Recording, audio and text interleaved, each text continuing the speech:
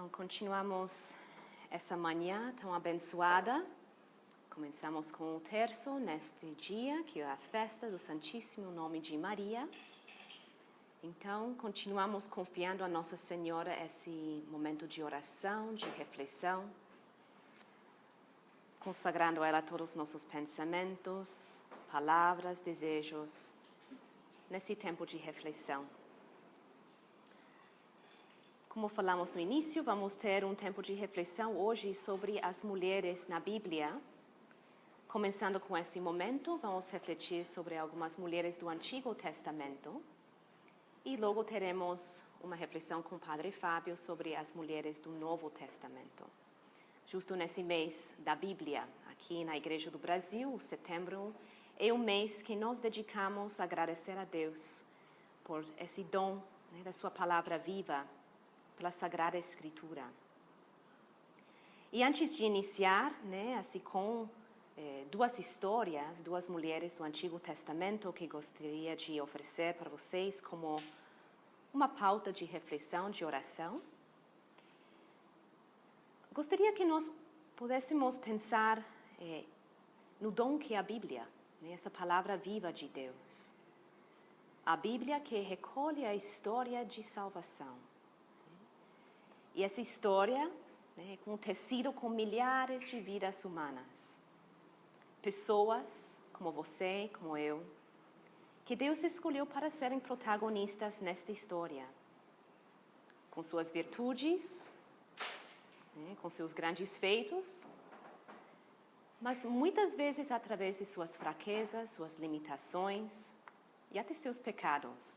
Sempre falo que Deus é como um artista maravilhoso que sabe tirar assim do lixo e fazer maravilhas. Essas obras de arte que algumas vezes a gente encontra aí, que as pessoas pegam aí pedacinhos de metal, sucata, e aí vão fazendo umas obras maravilhosas. E Deus é assim.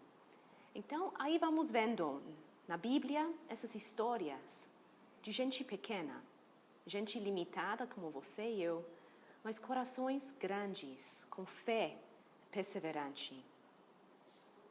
Então, como falei, este mês, gostaríamos de enfocar a nossa atenção em algumas mulheres que fizeram parte dessa história de salvação. Então, começaremos por algumas mulheres que destacaram no Antigo Testamento, que revelem para nós, pela sua fé, o seu coração e a fidelidade de Deus. E de uma forma também nos vai ajudando a conhecer como é o nosso Deus, através dessas histórias. Percebemos também como Deus atua na história humana, nos eventos da nossa vida, nas alegrias, nas tristezas, na prosperidade, na necessidade. Deus está presente. Como vimos falando nesses últimos meses, no meio dessa pandemia, de poder perceber esse Deus que vai caminhando ao nosso lado e vai atuando de uma forma, muitas vezes não tão evidente, outras vezes evidente, no meio dos sofrimentos da sociedade hoje.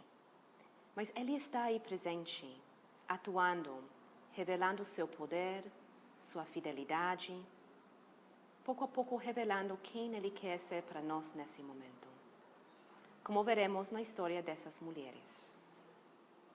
Então, nos colocamos na presença do Espírito Santo para que Ele possa nos ajudar a compreender esse mistério tão maravilhoso que é o nosso Deus, através da história dessas.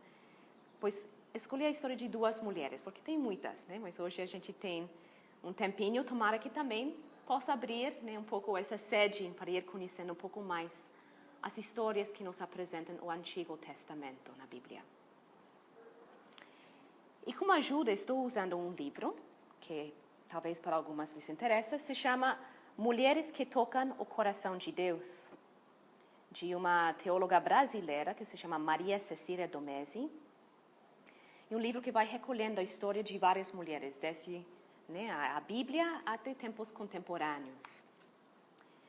E aqui, quando falamos das mulheres na Bíblia, no Antigo Testamento, pois essa autora nos apresenta a história de Ana, que se encontra no relato bíblico do primeiro livro de Samuel.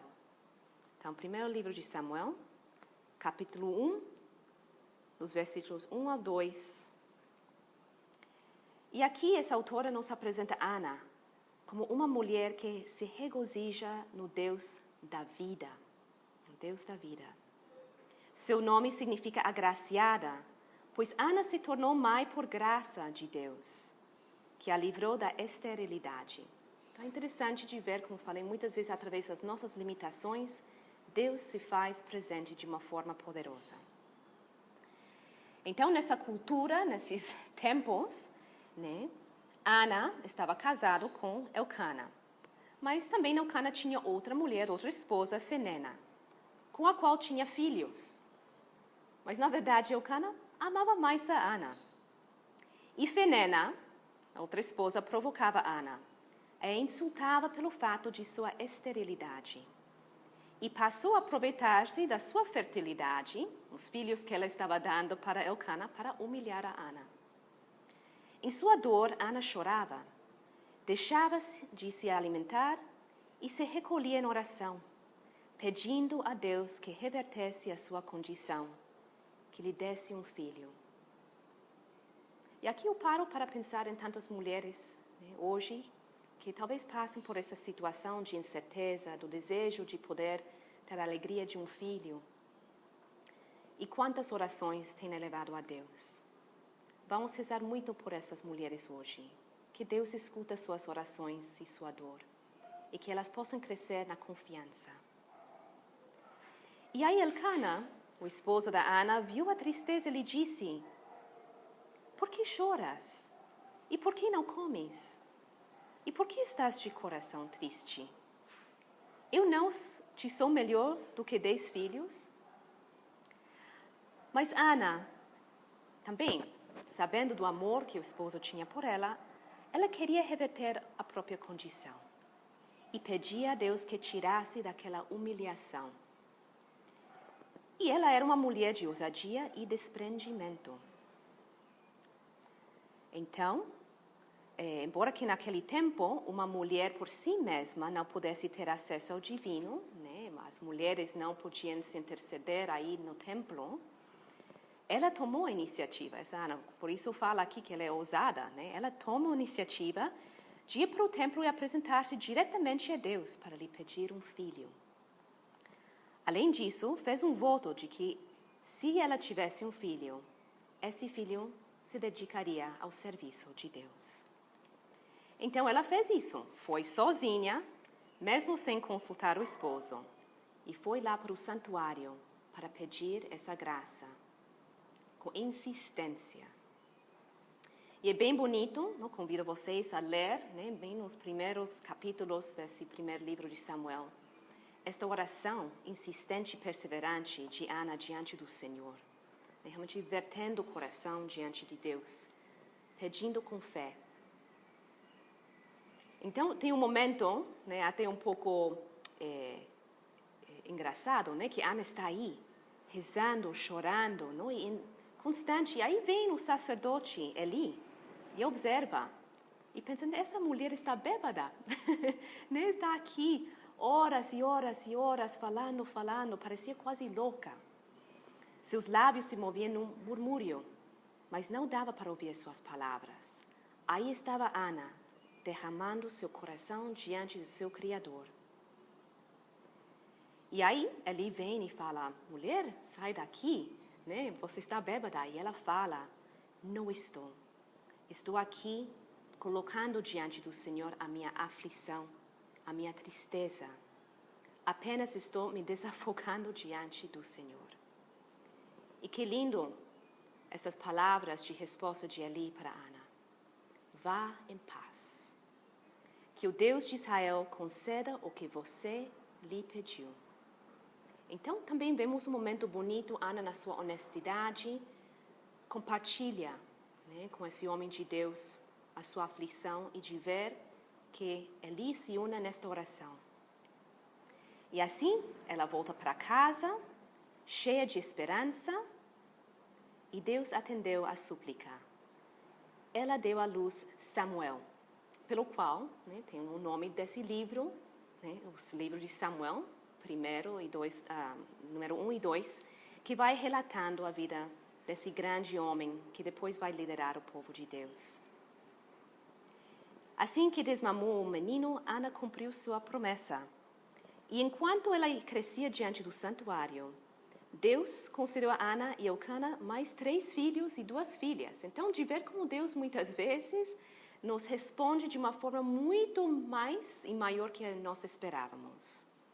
Como falei, Samuel tornou-se sacerdote, profeta e juiz do antigo povo de Deus, os judeus. E em seguida a esse relato, a Bíblia traz a oração de Ana, que diz: "Em Deus me sinto cheia de força." Esta oração influenciou a literatura cristã e, de fato, o Magnificat, que atribuímos a Nossa Senhora, é como uma repetição dessa mesma oração de Ana. Seguramente Nossa Senhora conhecia bem esta história da fidelidade de Deus com seu povo. Então, terminamos esse momento da história de Ana, essa mulher de perseverança, de confiança em Deus, com esta oração. Minha alma proclama a grandeza do Senhor. Meu espírito se alegra em Deus, meu Salvador, porque olhou para a humilhação de sua serva. Doravante todas as gerações me felicitarão, porque o Todo-Poderoso realizou grandes obras em meu favor. Conhecendo a história da Ana, essa oração toma, né, outra dimensão, outro sentido. Que isso possa ser oração nossa também, em momentos quando percebemos, com gratidão, como Deus vem em socorro das nossas necessidades. E como falei, no meio da dor da esterilidade, e não só em referência da vida humana, né, de poder conceber um filho, mas tantas situações nossas que parecem, né, que nossos esforços de amor são em vão, seja na família, seja no relacionamento, seja na amizade, seja no trabalho, que nós podemos perseverar e confiar que Deus fará germinar a semente plantada no tempo certo e do seu jeito. Então, que esse momento podemos até pedir a intercessão dessa grande mulher do Antigo Testamento, Ana, intercessão, que nós possamos ter uma fé forte e essa confiança perseverante. E outra história que gostaria de também partilhar com vocês é a história de Ruth e Noemi, também do Antigo Testamento. Tem no livro de Ruth, né? E aqui também a autora vai trazer algumas lições para nós, dessas mulheres do Antigo Testamento. Na Bíblia, o livro de Ruth traz uma história do tempo dos juízes do povo de Israel. E vai falar da verdadeira amizade entre 2 viúvas. Nessa época, a viúva nada herdava do marido e ficava dependente do filho mais velho. E se não tivesse filho, voltava para a casa do pai. E se não tivesse pai, ficava na extrema pobreza, vulnerável a toda opressão e à mercê de juízes desonestos. E isso foi o caso da Noemi e Ruth. Era uma família de judeus de Belém e, para fugir da fome, migrou para o país de Moabe. Eles eram Elimeleque com sua esposa Noemi e seus 2 filhos. Elimeleque morreu e os 2 filhos também. Então, o que acontece? As mulheres que estavam casadas com os 2 filhos ficaram viúvas. E também Noemi, a mãe, ficou viúva. Então ela decidiu de voltar para sua terra. E no caminho, vão as noras junto, Ruth e Orfa. E ela fala, não, voltem para a sua terra, não precisam voltar comigo. Voltem para a sua religião, voltem para a sua terra, eu vou adiante. Orfa, sim, ela volta e deixa a sogra. Mas Ruth fica firme em seguir a sogra. E aqui faz assim, uma resposta, né, tão linda aqui, que recolhe o Antigo Testamento para a sogra. Aonde você for, eu também irei. Onde você viver, eu também viverei. Seu povo será o meu povo e seu Deus será o meu Deus. Um símbolo tão lindo dessa amizade e amor que existia, né, nesta família. Aí elas chegam para Belém, quando começou a colheita. E Noemi tinha lá um parente importante por parte do seu marido, de nome Buz. Então Ruth, né, pede permisso para a sogra de ir e respigar em algum campo onde o proprietário deixasse. Vai lá para trabalhar. E aí Buz conhece ela e vê que ela é muito perseverante e trabalhador e chama ela para dentro de casa para comer na mesa. Aí Noemi, uma mulher esperta, valeu-se de um recurso da lei daquela época que determinava o casamento do parente mais próximo do falecido, para que a viúva tivesse dele um filho e assim pudesse resgatar a herança. Então, Noemi apresenta Ruth a Buz, faz as negociações, resgatou o direito de um outro parente próximo, cumpriu os protocolos e rituais e se casou com Ruth. Deus os abençoou e eles tiveram um filho, Obed, o pai de Jessé, que será o pai do rei Davi. Então você pode imaginar a alegria desta mulher Noemi, a sogra, viúva que inicialmente ia ficar sozinha. Mas essa fidelidade da nora Ruth, que reconhece a generosidade e o amor da família e fica leal e fala, eu vou com você.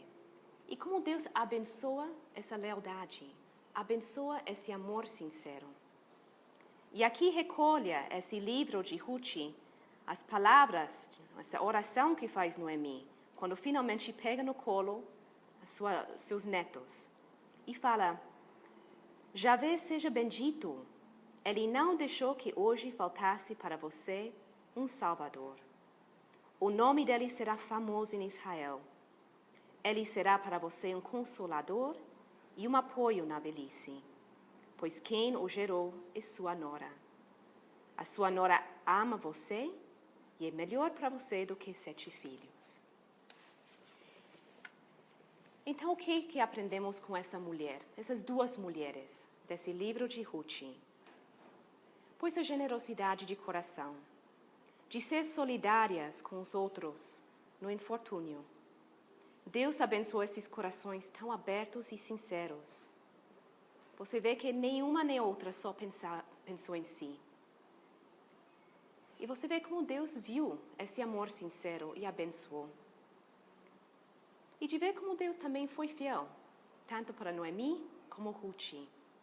Não deixou elas sozinhas na sua penúria e solidão e luto. Talvez nesse momento podemos trazer à nossa memória aquelas pessoas que em nosso caminho nos foram fiéis, no momento de sofrimento, no momento de solidão. E agradecer a Deus por essas amizades, por esse carinho, por essa lealdade. E de ver como Deus se faz presente através dessas pessoas concretas na tua vida. Vamos terminar agora com essa bela oração que a autora nos proporciona. Ó Espírito Divino, Pai dos pobres, luz dos corações, em Ti a força feminina vence todas as fraquezas. Concede-me os Teus dons para que eu siga o caminho das mulheres de bondade e de valor, que se unem em solidariedade. Creio na força da união, que preenche o vazio e na secura faz a vida florescer. Então, tomamos um momento para recolher essas reflexões e, na presença de Nossa Senhora hoje na sua festa, agradecer a Deus pelo exemplo dessas mulheres do Antigo Testamento. Novamente, bom dia a todos. Agora teremos esse segundo momento, o terceiro momento, segunda meditação. E depois que a Kate já nos introduziu e nos falou um pouco sobre algumas dessas santas mulheres do Antigo Testamento, agora vamos falar um pouco dessas mulheres do Novo Testamento.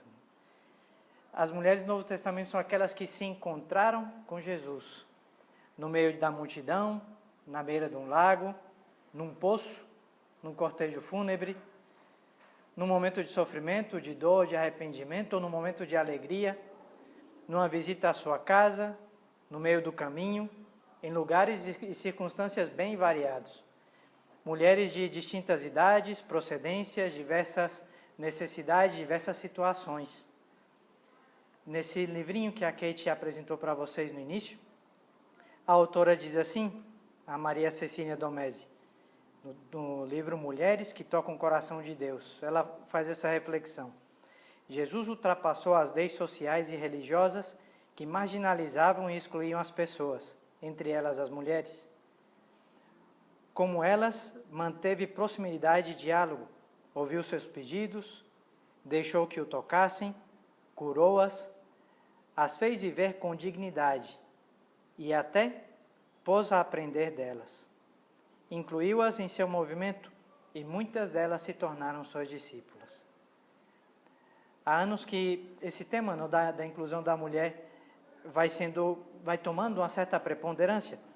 Eu não quero aqui entrar nesse tema porque é muito amplo, mas sim pelo menos queria evidenciar que as mulheres são filhas de Deus, escolhidas por Ele, escolhidas para uma missão muito especial, para ser partícipes e protagonistas da sua obra de redenção. Cristo as escolhe com essa intenção. E o testemunho evidente que temos é da sua própria mãe, Nossa Senhora. Graças ao sim de Maria, temos o nosso Redentor. Graças ao sim de Maria, quanta coisa a gente deve a nosso Senhor Jesus Cristo. No ano 1988, o Papa João Paulo II ele escreveu uma carta apostólica chamada Mulieris Dignitatem, a dignidade da mulher. E o Papa, naquele texto em que ele fala da missão da mulher na igreja e na sociedade, num trecho ele fala assim, queria compartilhar com vocês. O comportamento de Jesus a respeito das mulheres se encontra ao longo do caminho do seu serviço messiânico. É o reflexo do desígnio eterno de Deus, o qual, criando cada uma delas, a escolhe e ama em Cristo. Por isso, cada mulher é aquela única criatura na terra que Deus a quis por si mesma. Cada mulher herda desde o princípio a dignidade de pessoa, precisamente como mulher. Jesus de Nazaré confirma essa dignidade, recorda, renova e faz dela um conteúdo do Evangelho e da redenção, para o qual é enviado ao mundo. É preciso, pois, introduzir na dimensão do mistério pascal toda a palavra e todo o gesto de Cristo que se referem à mulher. Desta maneira, tudo se explica completamente. E o Papa Lene continua falando no texto como que Jesus é um revolucionário para a sua época.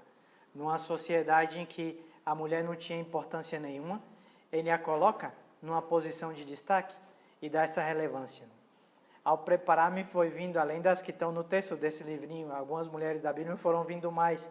Então, quero tentar não me estender tanto, porque são várias e as histórias são mais bonitas, uma mais bonita que a outra.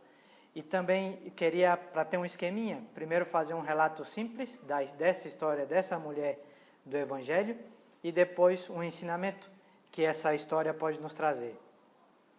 Então, são várias. Então, algumas dessas mulheres são curadas, ou aquelas que Jesus encontrou pelo caminho. Eu queria começar pela hemorroíça.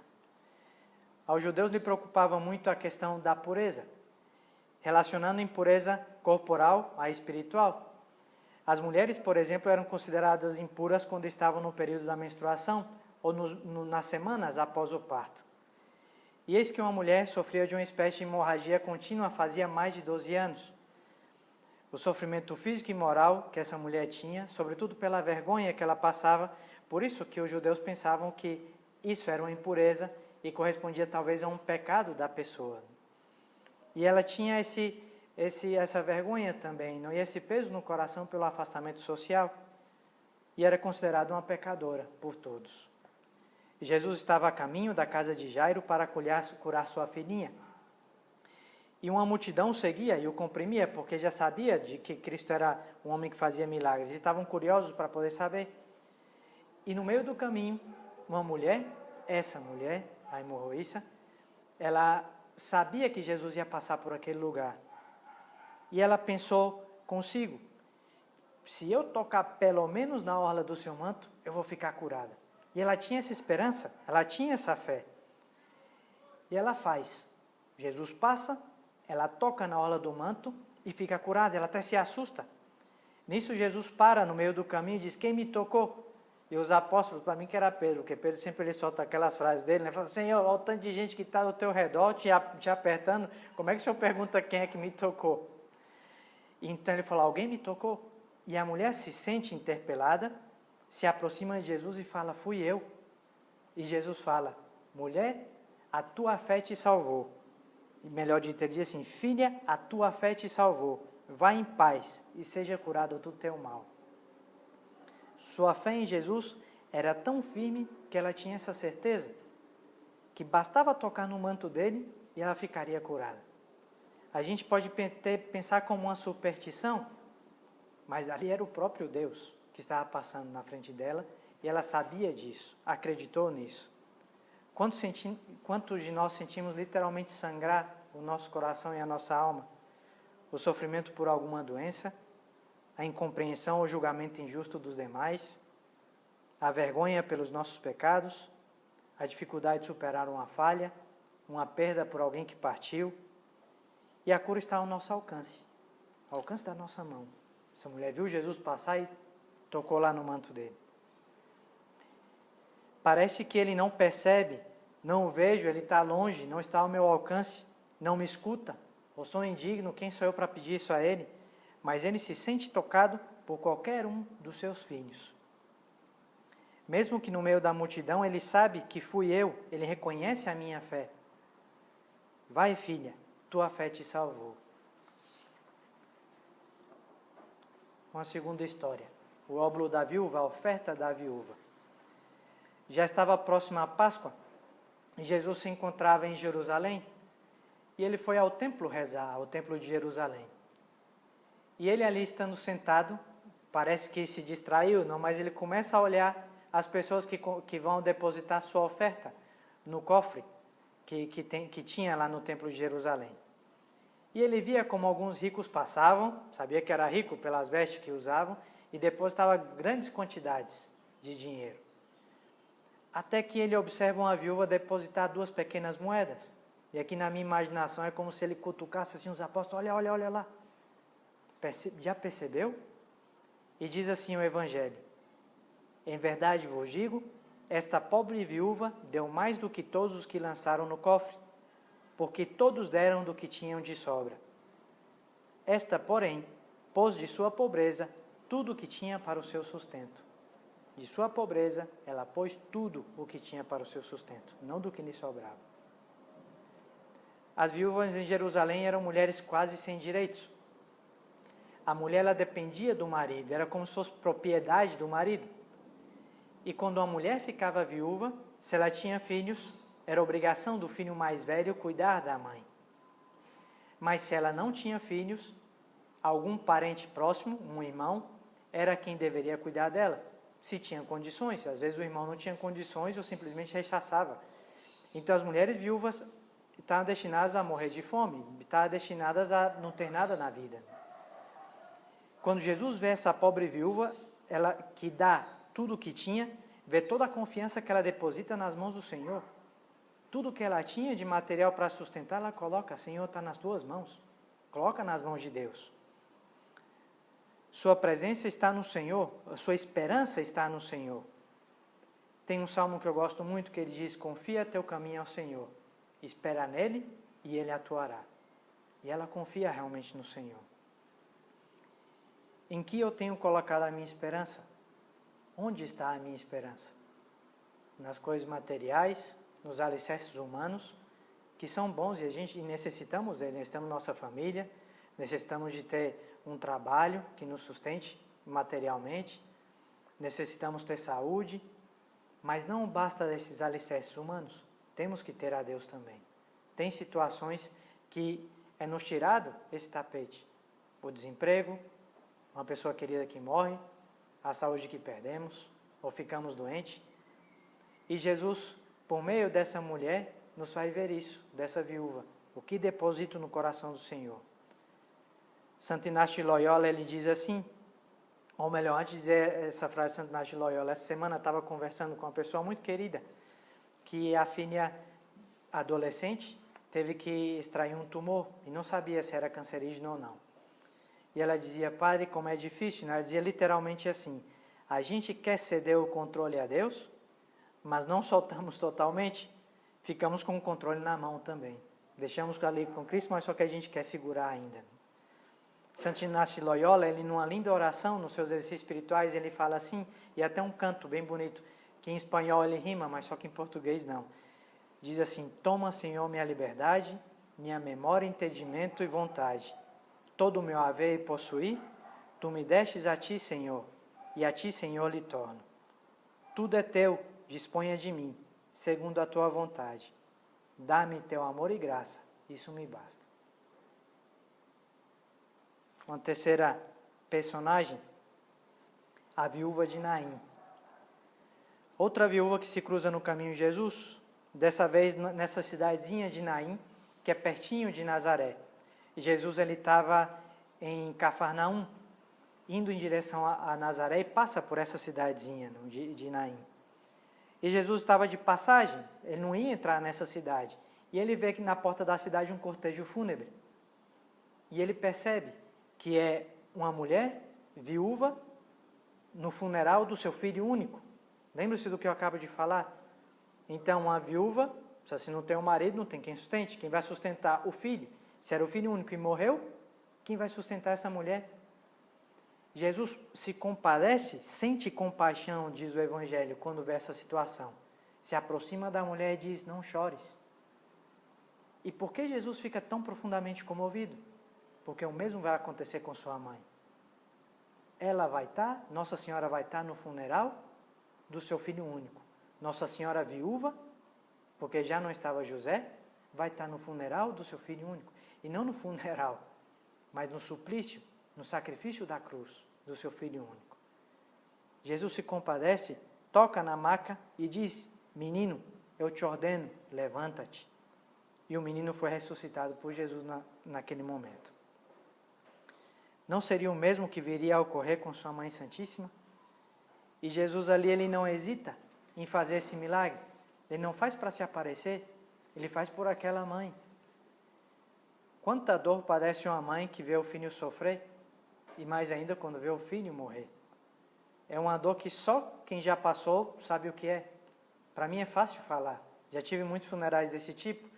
Até, claro que me compadeço nessa situação, mas só uma mãe sabe o que é isso.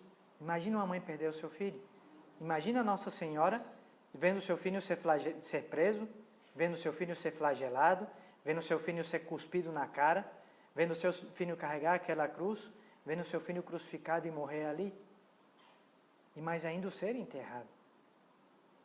Quando me deparo com uma mãe nessa situação, realmente não sei o que dizer, e o único que eu falo, que eu sei dizer para elas é, olhe para Nossa Senhora.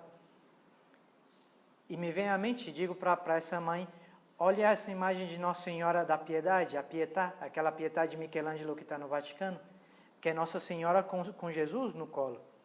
E o rosto sereno de Nossa Senhora.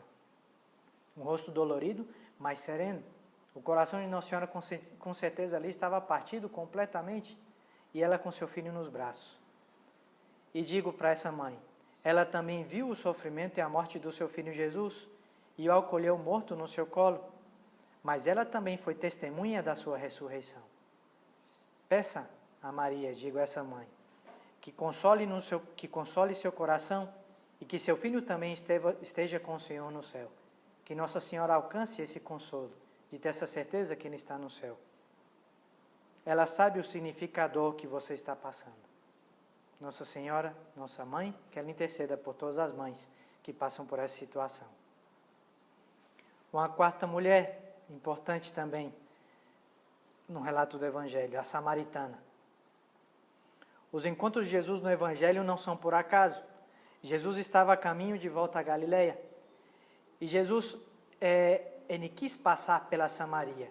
A Samaria era um povo que os judeus os tinham como impuros ou como pecadores, porque eles tinham apostatado a fé, tinham negado a fé inicial.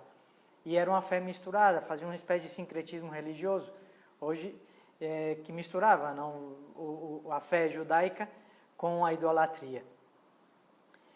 E ele entra nesse território da Samaria, ele não desvia, ele passa por ali. Na hora mais quente do dia, diz o Evangelho, ele para num poço para tomar água. Enquanto isso, os apóstolos vão para a cidade para poder comprar alimento, mas Jesus quis parar naquele poço. E pensar que o poço ele não tinha um balde para tirar, a pessoa que vinha, colocava o balde, levava até o fundo, puxava a água, levantava. Então Jesus não tinha com o quê? Então ele fica lá no poço esperando, ver se alguém vinha. Ele sabia quem vinha. E viu essa mulher, a samaritana. O horário que as mulheres vinham pegar água no poço era pela manhã. E por que vinham pela manhã? Para os afazeres da casa. Buscavam água para beber, para poder cozinhar, para poder limpar a casa, para poder se limpar, as purificações que eles faziam não, antes de receber os alimentos. Mas essa mulher foi ao meio-dia. E por quê? Porque era uma mulher de má vida. Não era uma mulher que tinha uma família. E Jesus até revela que ela tinha 5 maridos. Não quero entrar toda a passagem que é belíssima, está no capítulo 4 de São João, e é praticamente todo o capítulo 4. E é um relato bem pormenorizado. Queria pegar aqui só algumas ideias. A um judeu não lhe era permitido conversar a sós com uma mulher. Ou seja, com uma mulher que não fosse sua mãe, sua filha ou sua irmã. Então, um judeu não podia conversar com uma mulher a sós, a não ser que fosse uma dessas 3. E menos ainda com uma estranha. E pior ainda, uma samaritana. Um judeu não podia falar nem com um samaritano, um homem, muito menos com uma mulher samaritana. Mas Jesus quis se encontrar com aquela mulher. Ele quis dar um significado novo à sua vida, quis ressignificar a vida dessa mulher. As mulheres não tinham muita perspectiva de vida na cultura de então, e mais ainda na cultura judaica. Mas Jesus consegue ajudar aquela mulher a dar um giro de 360 graus, não só a sua vida, mas a vida de todo o povoado onde ela vivia. Quando Jesus se revela a ela como Messias, que ele diz, não? Se tu soubesses quem é que está te falando, tu é que pediria essa água da vida e ele te daria. E ela fala, Senhor, quem és que me pode dar essa água da vida? E Jesus fala, sou eu que estou falando contigo. Jesus se revela a ela como Messias, como Salvador. E essa mulher, o que acontece? Ela sai correndo, depois de se encontrar com Cristo, faz essa experiência do Messias, de ter a certeza que aquele era o Filho de Deus, ela sai correndo para o povoado e anuncia aos homens do povoado com quem ela se encontrou. Ela deixa de lado a vergonha, porque ela tinha vergonha de se apresentar. Todos conheciam a má fama dela, era um povoadinho minúsculo. Todos sabiam o que acontecia na vida dela. E ela fala, venham ver um homem que revelou tudo o que eu fiz. Não será ele por acaso um Messias? Ela se encontra com o Senhor e anuncia aos seus quem é ele. Cristo a torna essa mulher de pecadora, a discípula, de uma mulher toda envergonhada pelo seu pecado, a uma mulher destemida, que anuncia o seu evangelho. Ela se encontra com o Senhor e anuncia aos seus. Essa mulher, ela passou para a posteridade não como uma pessoa desconhecida, mas como a samaritana. Quando fala da samaritana, todos conhecem ela. Às vezes a gente pensa que pela realidade do nosso pecado, do nosso mal, a gente vai ficar etiquetado para sempre como uma pessoa que fez o mal. Mas a gente pode transformar, Deus pode transformar isso. E Cristo transforma a vida dessa mulher. Os homens do povoado vão ao encontro de Jesus, o convidam a ficar com eles. E Jesus fica 2 dias com eles. E algo surpreendente que eu gosto muito, bem no finalzinho dessa passagem, lá no versículo 42 do capítulo 4 de São João, eles dizem para a mulher, para a samaritana, agora nós acreditamos, vou ler literal, agora nós cremos, não somente por causa da sua declaração, mas porque nós mesmos ouvimos e sabemos ser este verdadeiramente o Salvador do mundo. O que não faltam nesse encontro são ensinamentos. Compartilho um com vocês. Muitos de nós estamos aqui hoje como católicos graças a uma mulher que se encontrou com Jesus. Teve sua vida transformada por ele e anunciou sua mensagem aos seus. Comigo, por exemplo, eu estou aqui graças à minha mãe. Foi ela que me anunciou a fé. Foi ela que me revelou isso. Depois, aprendi muito de Deus também na catequese. Minhas 2 catequistas eram mulheres. Deus também deu esse dom a vocês de apresentarem Jesus aos demais, sem limites, sem vergonha, sem medo, sem respeito humano. E nos pede também que deixe-os fazerem a mesma experiência pessoal do encontro com o Senhor, que eles possam crer, essas pessoas a quem vocês anunciam o Evangelho, que eles possam crer por si mesmos. E não somente de escutar falar. Às vezes algumas mães falam, padre, mas eu ensinei meu filho, eduquei ele tudo que eu pude e tal, agora ele nem na missa vai. Ok, você fica ali do lado tangendo ele, mas tem que soltar as mãos para que ele faça a experiência pessoal de Cristo. A gente não pode viver a fé do outro, temos que viver a nossa fé. Uma fé que é uma experiência própria de Deus, uma experiência pessoal. Que conheçamos a Jesus pessoalmente como a samaritana, que o anunciemos com entusiasmo, que anunciemos a Ele com alegria. E deixemos que eles também façam, que as outras pessoas façam a experiência de Cristo. Né? E que não deixemos esse círculo virtuoso se romper. Porque é uma pessoa que faz a experiência de Cristo, anuncia a outra, e essa pessoa recebe o anúncio, faz a experiência pessoal de Cristo e anuncia a outra, e graças a isso temos a fé até hoje. E desde o primeiro século até hoje professamos o mesmo credo, porque um foi passando para o outro a palavra de Deus. Que a nossa fé seja uma fé vivida pessoal, e não de um escutar falar de outro, e não escutar falar o Pai, mas de uma experiência própria. Quinto, a pecadora que unge os pés de Jesus na casa de Simão fariseu. Estou aqui com o relógio para não me passar muito do tempo. Outra mulher nos ensina muito no Evangelho, e essa mulher que não sabemos o nome dela. Alguns identificam ela como Maria Madalena, mas não sabemos se é ela. Jesus foi convidado para jantar na casa de Simão fariseu, e em seguida, quando ele entra nessa casa, entra também uma mulher, tida como pecadora. Simão fariseu, quando vê a cena, essa mulher jogada nos pés de Jesus, fala, se esse realmente fosse o profeta, ele saberia que essa mulher é uma pecadora. Mas Jesus, ele é Deus, então ele sabe o que se passa na cabeça da pessoa. Então ele fala, Simão, vem aqui. Você é um judeu? Não fala com essa palavra, mas aqui o pai Fábio coloca algumas coisas na história para ficar mais emocionante. Né? Então vem aqui, você não é um judeu assim, de pura cepa, um fariseu, estudioso da lei? Olha, entrei na tua casa e tu não me deste água para lavar os pés, como é de costume. Desde que quando eu entrei, essa mulher lavou os meus pés com suas lágrimas e enxugou com seus cabelos. Tu não me deste o ósculo, o beijo na face, como é de costume. Desde que eu entrei, essa mulher não para de beijar meus pés. Quando eu entrei, tu não me ungiste a cabeça com óleo. E essa mulher ungiu meus pés não com óleo, mas com perfume caríssimo. Por isso eu te digo... Cadê a passagem literal? Por isso eu te digo, seus numerosos pecados foram perdoados, porque ela demonstrou muito amor. Às vezes a gente pensa que a nossa salvação vai ser o pecar menos ou pecar pouco. São João da Cruz, um santo da época de Santa Teresa de Ávila, um reformador do Carmelo com Santa Teresa de Ávila, ele dizia, ao final da vida, me examinarão pelo amor. Cristo ele não vai olhar quantos pecados eu tenho, esse tem pouco, pode passar. Não, ele vai pesar o meu coração e vai ver o quanto amor tem ali. Quanto amor eu dediquei a ele e às pessoas. O amor verdadeiro, esse é o ingresso para a gente entrar nos céus. E essa mulher demonstrou esse amor verdadeiro na sua atitude, nesse seu ato, e Cristo quer que nós também demonstremos esse amor nas nossas atitudes e nos nossos atos.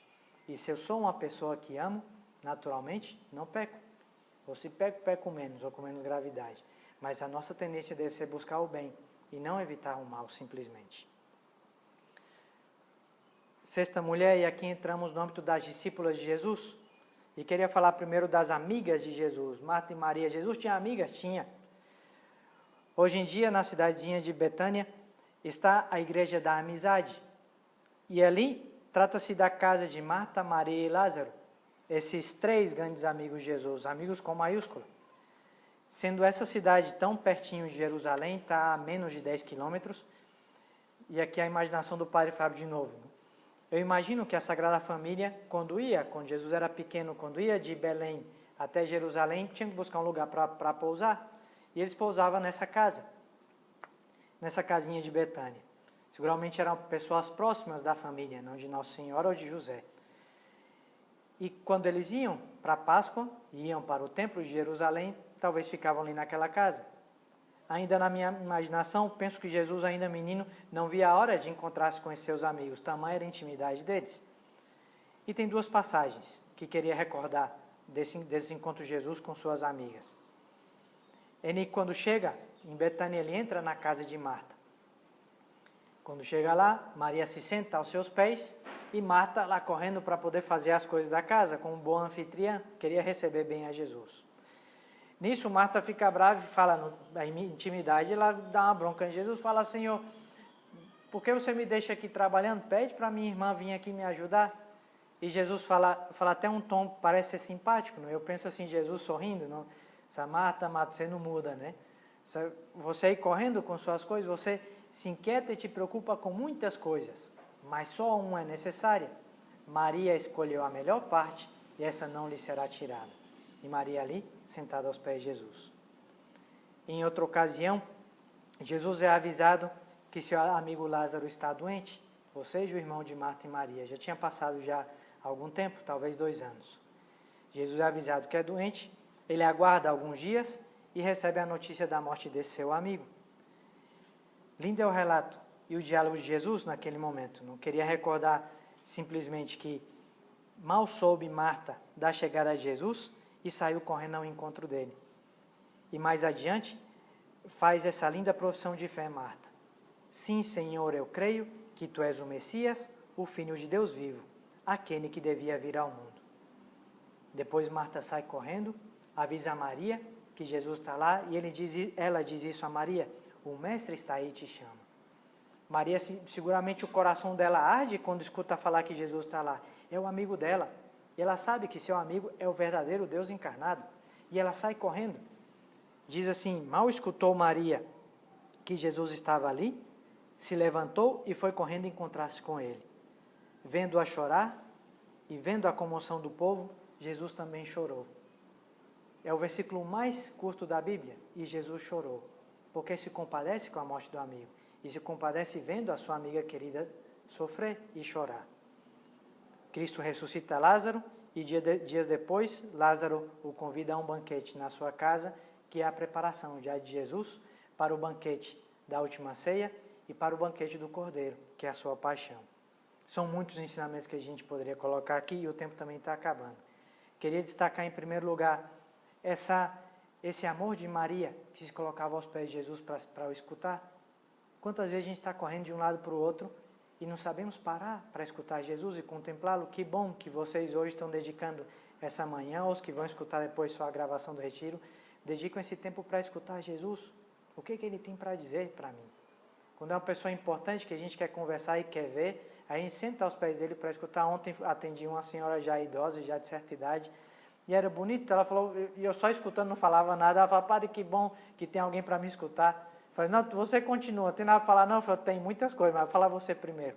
Que bom é quando a gente está com alguém agradável para poder escutar falar, escutar dizer, Cristo quer que a gente tenha esse mesmo intuito com Ele.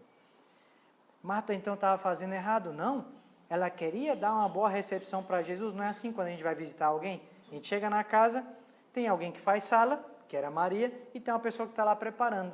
Está preparando um aperitivozinho, está preparando o almoço, não sei, está fazendo algo para agradar o hóspede. Marta também estava fazendo isso.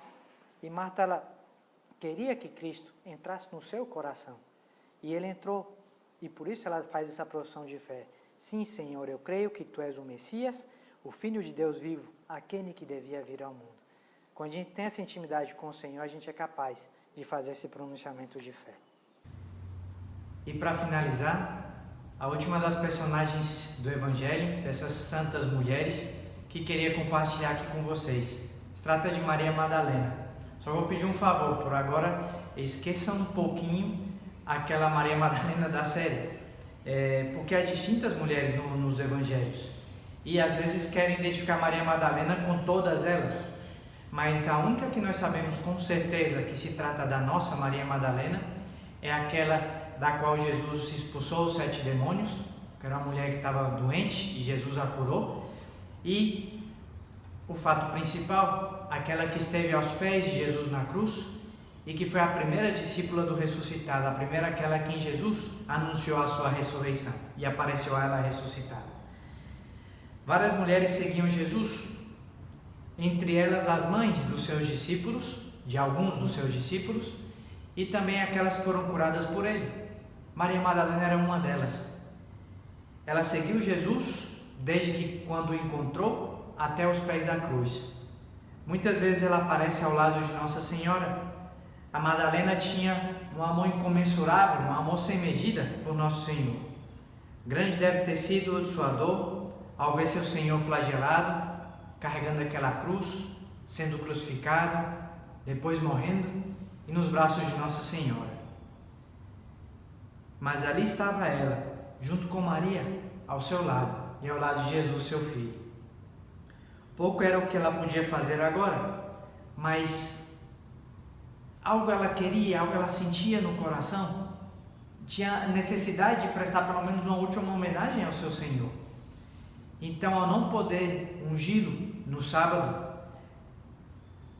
ela pensava: o que eu vou fazer pelo meu Senhor? Então, ainda de madrugada, quando já se podia fazer algo, ela acorda, se levanta e vai correndo para o sepulcro. Só que ao se aproximar de lá, vê a pedra rolada, olha, vê o sepulcro vazio, se assusta e vai correndo avisar os apóstolos. Pedro e João saem correndo, vão ao túmulo, encontram do jeito que ela disse, e eles, desconcertados, voltam para casa. Mas ela fica por ali, perambulando, sem saber o que fazer.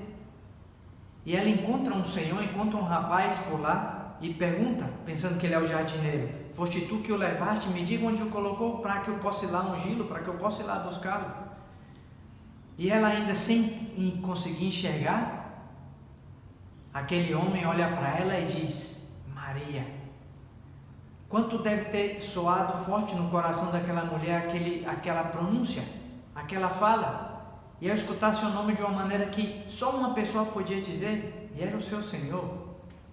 Daí se cai o véu dos olhos de Nossa Senhora, ela se lança nos pés dele e diz: mestre querido. E Jesus diz: não me toque, deixa, vai lá e anuncia aos meus irmãos, anuncia aos meus apóstolos que eu ressuscitei. E Maria se torna a primeira daquelas que seriam as testemunhas do ressuscitado. Pela tradição da igreja, a gente acredita que Jesus apareceu primeiro a Nossa Senhora, mas relatado no Evangelho, Maria Madalena é a primeira a quem anuncia a sua ressurreição e pede que vá anunciar aos seus irmãos. E disso se trata o querigma. O querigma é o anúncio, é o primeiro anúncio do Cristo, Filho de Deus, que se fez homem, morreu por nós, mas ressuscitou, e nós somos testemunhas disso. Maria Madalena vai anunciar, e anuncia o ressuscitado. Maria Madalena foi mulher forte e afetuosa. Entre as discípulas de Jesus, se destaca como a principal depois de Nossa Senhora.